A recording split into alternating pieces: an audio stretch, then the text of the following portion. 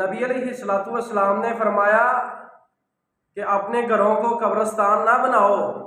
اپنے گھروں میں نفل و نوافل کی ادائیگی کرو، قرآن کی تلاوت کرو۔ اور آقا علیہ الصلوۃ والسلام نے صحیح بخاری میں فرمایا کہ جس گھر میں سورۃ بقرہ پڑھی جاتی ہے اس گھر میں شیاطین داخل نہیں ہوتے، اس گھر سے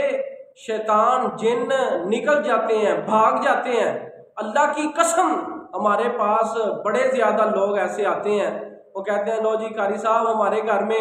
خون کے چھینٹے گر گئے، ہمارے گھر میں پانی کے چھینٹے گر گئے، ہمارے گھر سے گوشت نکلا، ہماری حویلی سے گوشت نکلا۔ میں کہتا ہوں لکھ لو اپنے دل و دماغ کی تختیوں پہ، اللہ کی قسم روٹین بنا لو، ہر گھر میں صبح سورۃ بقرہ کا معمول ہونا چاہیے کہ روٹین کے ساتھ گھر میں سورۃ بقرہ پڑھا کرو۔ ہر مومن مسلمان کے لیے میرا یہ اعلان ہے کہ اپنے گھروں میں سورۃ بقرہ صبح فجر کی نماز کے بعد لگایا کرو۔ اگر پڑھ سکتے ہو تو ٹھیک، اگر نہیں پڑھ سکتے تو پھر کسی موبائل میں کسی ریکارڈ کر کے کسی انداز میں وہ لگایا کرو، تو آپ کے گھر میں شیاطین داخل نہیں ہوں گے، آپ کے گھر میں جن داخل نہیں ہوں گے۔